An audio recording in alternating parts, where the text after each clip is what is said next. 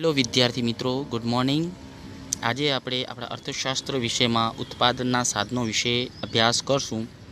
તો આગળ આપણે ઘણા બધા ખ્યાલો સમજ્યા, કિંમત, મૂલ્ય, વસ્તુઓ અને સેવાઓ તથા કલ્યાણ વિશે અભ્યાસ કર્યું।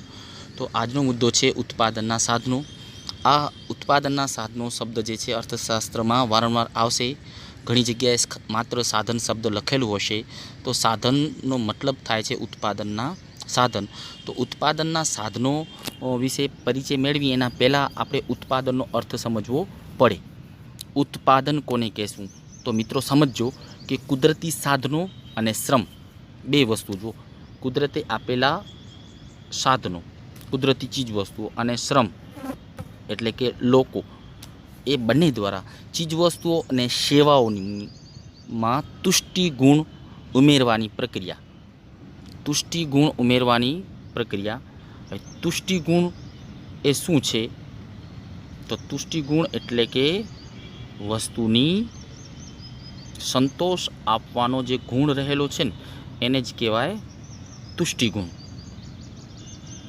તો જ્યારે પણ કોઈ ચીજવસ્તુઓ અને સેવાઓનું ઉત્પાદન કરવામાં આવે છે, ત્યારે એ વસ્તુ જે છે એમાં કંઈક નવો ગુણ ઉમેરાય છે।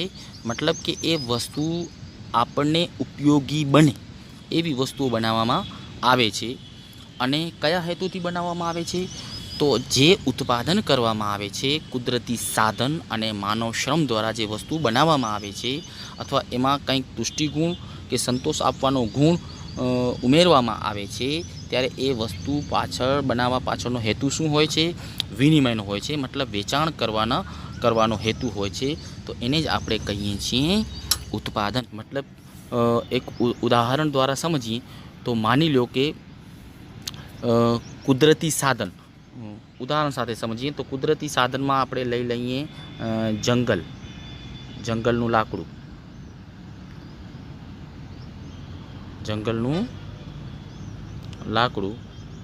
હવે આ જંગલનું લાકડું જે છે એ કુદરતી સાધન છે।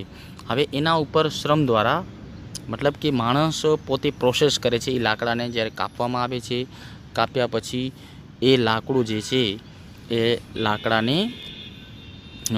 મિલની અંદર એને ઘાટ આપવામાં આવે છે, અને ઘાટ આપ્યા પછી જેના આર્ટિસ્ટો જે છે, એના કલાકારો જે છે, મતલબ કે એના ઉપર જે બારી કે બારણા જે છે એ બનાવે છે, એને ઘાટ આપે છે, એને સ્વરૂપ આપે છે। તો મતલબ કે એમાં કંઈક તુષ્ટિ ગુણનું સર્જન કરે છે। અને એ શા માટે આવું કરે છે? તો ખાસ કરીને એ વસ્તુ આવી રીતે બનાવવાનો હેતુ છે વેચાણ કરવાનો, વિનિમય કરવાનો હેતુ રહેલો છે। તો એને જ કહેવાય આપણે ઉત્પાદન।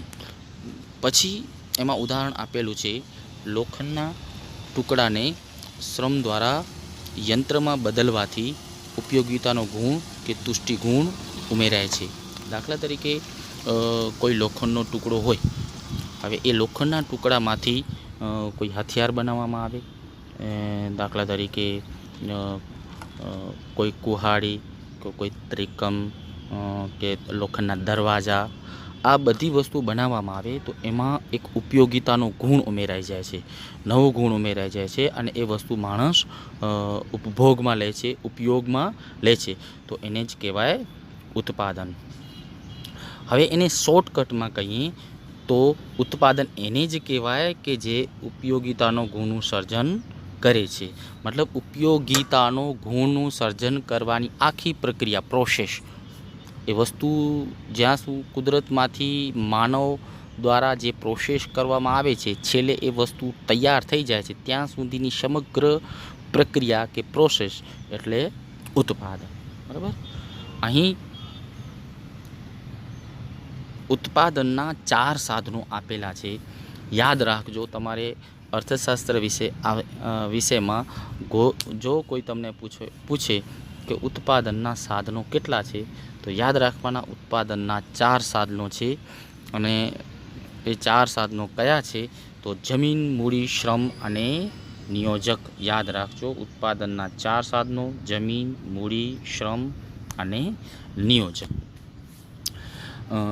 આ જે 4 સાધનો જે છે એ ઉત્પાદન કાર્યમાં જોડાય છે, મતલબ કે ઉત્પાદન એક પ્રોસેસ છે, એક પ્રક્રિયા છે, પુષ્ટિગુણ ઉમેરવાની પ્રક્રિયા છે. તો એ પ્રક્રિયા કે પ્રોસેસમાં આ 4 સાધનોનો ઉપયોગ કરવામાં આવે છે, એટલે એ ઉત્પાદનના સાધનો કહેવામાં આવે છે. ઉત્પાદનમાં રોકાય છે આ સાધનો, એટલે એ સાધનો કહેવાય છે ઉત્પાદનના સાધનો.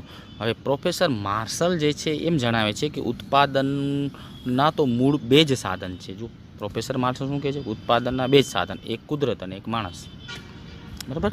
પણ નોર્મલી આધુનિક અર્થશાસ્ત્રીઓ જે છે ઉત્પાદનના 4 સાધનો દર્શાવે છે, જે આપણે જોયા: જમીન, મૂડી, શ્રમ અને નિયોજક.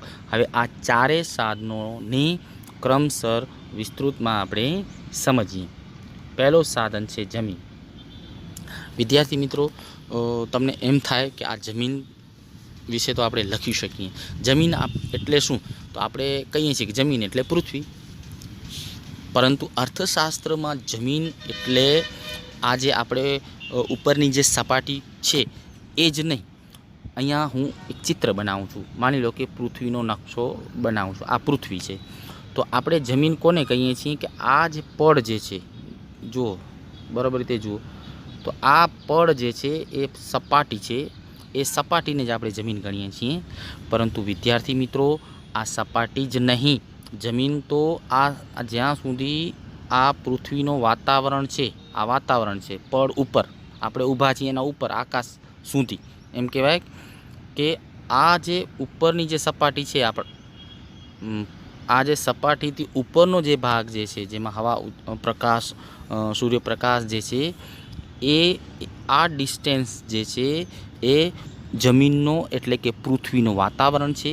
પછી જમીનની અંદર, માની લો કે અહીંયા આપણે સપાટી ઉપર છીએ, પણ એની અંદર શું હશે? તો અંદરના ભાગને આપણે પેટાળ કહીએ છીએ.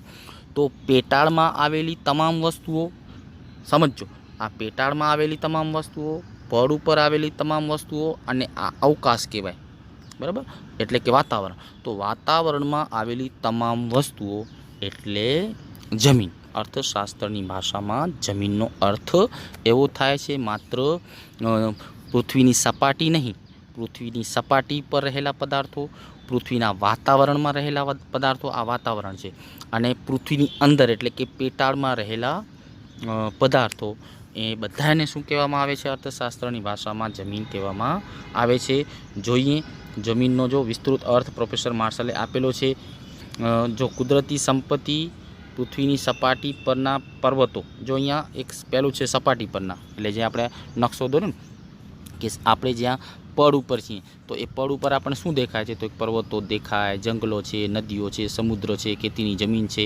પછી વાતાવરણ, બીજો શું? વાતાવરણ જે આપણી સપાટીથી ઉપરનો જે ભાગ જે છે, જેને આપણે એમ હવા, પ્રકાશ, તાપમાન કહીએ છીએ.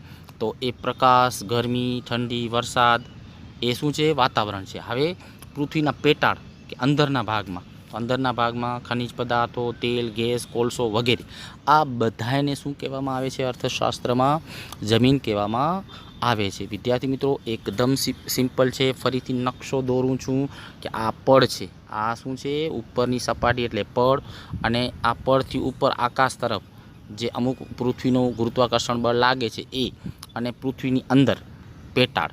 તો એ તમામ કુદરતી પદાર્થો જે છે પડ ઉપર, સપાટી ઉપર અને પેટાળમાં, તો એને શું કહેવાય? જમીન કહેવામાં આવે છે. હવે ક્રમશર જમીનના લક્ષણો. જો જમીનના લક્ષણો, તો પહેલું જ લક્ષણ છે કુદરતી બક્ષિસ. યાદ રાખજો કે જમીન જે છે કોઈ માનવે બનાવેલી નથી, કોઈ માનવ વ્યક્તિએ કોઈ બનાવેલી નથી, પરંતુ કુદરતે બનાવેલી છે. આપણે કહીએ છીએ ને કે આ પૃથ્વી જે છે, સમગ્ર ગ્રહો છે, સમગ્ર તારા છે, એ બધા તારા, ગ્રહો કોણે બનાવ્યા છે? તો ભગવાને બનાવ્યા છે, મતલબ કુદરતે બનાવ્યા છે. એટલે કુદરતે આપેલી બક્ષિસ છે, માનવ સર્જિત નથી. જમીન માનવ સર્જિત, માણસે બનાવેલી નથી, કુદરતે આપેલી અમૂલ્ય ભેટ છે. એટલે જમીનમાં આપણે વધારો કરી શકતા નથી કે ઘટાડો પણ કરી શકતા નથી, પણ એમાં સુધારો કરી શકીએ છીએ. વધારો ઘટાડો કરી શકતા નથી, પણ સુધારો કરી શકીએ છીએ. પછી જમીન જે છે એનો પુરવઠો સ્થિર છે, મતલબ કે આપણી પાસે જમીન જે છે એ સ્થિર છે, મતલબ કે એ વધશે નહીં. હમણાં જ વાત કરી કે જમીનને વધારી શકતા નથી. દાખલા તરીકે આપણી પાસે 1 એકર જમીન હોય તો 1 એકર જમીનને વધારી શકતા નથી, એના ઉપર કાંઈ પ્રક્રિયા કરીને વધારી શકતા નથી, એનો પુરવઠો વધારી શકતા નથી, પણ એમાં સુધારો કરી શકીએ છીએ. વધારી નથી શકતા ને ઘટાડો પણ કરી શકતા નથી. પછીનું લક્ષણ છે જમીન એ ઉત્પાદનનું અગતિશીલ સાધન. જો સમજજો બરાબર, અગતિશીલ સાધન મતલબ કે જમીન ગતિ કરતી નથી, જમીન ચાલી શકતી નથી, જમીન આગળ વધી શકતી નથી. દાખલા તરીકે અમેરિકાનો અમુક ભાગ ભારતમાં લાવી શકાતો નથી, ભારતનો અમુક ભાગ ઇંગ્લેન્ડમાં લઈ જઈ શકાતો નથી. ટૂંકમાં ગંગાના મેદાનને આપણા કચ્છમાં લઈ આવી શકાતો નથી, અથવા કચ્છની જે જમીન જે છે એને અન્ય કોઈ જગ્યાએ ખસેડી શકાતી નથી. જે જમીન ખસેડી ન શકાતી હોય એ જમીનને સ્થિર જમીન કહેવાય છે. તો તમામ જમીન જે છે એ સ્થિર છે, એટલે અગતિશીલ છે, મતલબ ગતિ કરતી નથી, ચાલી શકતી નથી. એટલે જમીન એ ઉત્પાદનનો અગતિશીલ સાધન છે. પછી ફળદ્રુપતા વિવિધતાવાળી છે. જો જમીનની ફળદ્રુપતા અલગ અલગ છે, મતલબ એની ક્વોલિટી. દરેક જમીન એક સરખી ક્વોલિટીવાળી નથી, ફળદ્રુપ જમીન નથી. દાખલા તરીકે કોઈ જમીન ઉપજાઉ હોય એટલે કે જેમાં સારો પાક તૈયાર થઈ શકતો હોય, કોઈ જમીન ખાલસા પડી હોય, કોઈ જમીન બંજર પડી હોય, કોઈ જમીન મતલબ કે દરેક જમીનના પ્રકાર જે છે તમે ભૂગોળમાં સરસ મજાની રીતે શીખશો. જમીનના જુદા જુદા પ્રકારો છે, ક્વોલિટી પ્રમાણે, ફળદ્રુપતા પ્રમાણે જમીનના અલગ અલગ પ્રકારો પાડી શકાય છે. કોઈ જમીન સારો પાક આપે છે, પછી કોઈક જમીન ઘઉં માટે સારી હોય છે, કોઈક જમીન અન્ય બાગાયતી પાકો માટે સારી હોય છે. ટૂંકમાં રેગિસ્તાનવાળી જમીન, રેતાળ જમીન, લાલ જમીન જેને કહીએ છીએ, પછી મતલબ કે કોઈક કાળી જમીન છે. તો જમીન જે છે એ જુદા જુદા એના પ્રકારો પ્રમાણે એની ફળદ્રુપતા પણ જુદી જુદી હોય છે. અને જમીન વિવિધતા ભરી છે, એમ કહેવાય ને કે અલગ અલગ વિવિધતા ભરી ક્વોલિટીવાળી જમીન જોવા મળે છે. પછી જમીનના મળતા વળતરને શું કહેવાય? તો ભાડું. આપણે જમીનને રોકીએ, કોઈકને આપીએ તો એને બદલામાં શું મળે? તો જમીનને ભાડું મળે. હંમેશા યાદ રાખજો, જમીનને શું મળે? ભાડું મળે છે, એ એનું વળતર છે. તો વિદ્યાર્થી મિત્રો, આપણે ઉત્પાદનના સાધનો એમાંથી એક સાધન જમીન વિશે સ્ટડી કર્યું, પ્લસમાં ઉત્પાદનનો અર્થ પણ સમજ્યા. વિદ્યાર્થી મિત્રો, ફરીથી ઉત્પાદનનો અર્થ શું થાય? તો બરોબર યાદ રાખજો કે કુદરતી સાધનો અને માણસ એ બંને ભેગા મળે છે. એ કુદરતી વસ્તુઓ અને માનવ શ્રમ એ બંને ભેગા મળીને ચીજવસ્તુઓ અને સેવાઓ બનાવવાની એક પ્રોસેસ કરે છે, પ્રક્રિયા કરે છે, અને એમાં તુષ્ટિગુણ ઉમેરાય. જો તુષ્ટિગુણ ઉમેરવાની એટલે કે તુષ્ટિગુણ એટલે સંતોષ, આપણને વધુ ઉપયોગી લાગે એવી વસ્તુ, આપણને ગમે એવી વસ્તુઓનું સર્જન કરવામાં આવે છે. કયા હેતુસર? તો વિનિમયના હેતુસર આ વસ્તુનું સર્જન કરવામાં આવે છે, જેને આપણે ઉત્પાદન કહીએ છીએ. ઉદાહરણ આપણે લીધું કે જંગલનું લાકડું એ કુદરતી સાધન, પછી એ લાકડા ઉપર માણસ પ્રોસેસ કરશે, લાકડાને કાપશે, પછી મિલમાં જશે, એને આકાર આપવામાં આવશે, પછી એમાંથી બારી બારણા કે દરવાજા તૈયાર થશે, તો એને તુષ્ટિગુણમાં ઉમેરો થયો. તો આ સમગ્ર પ્રક્રિયા એટલે ઉત્પાદન. ટૂંકમાં તુષ્ટિગુણ ઉમેરવાની સમગ્ર પ્રક્રિયા એટલે ઉત્પાદન. પછી ઉત્પાદનના 4 સાધનો: જમીન, શ્રમ, મૂડી અને નિયોજક.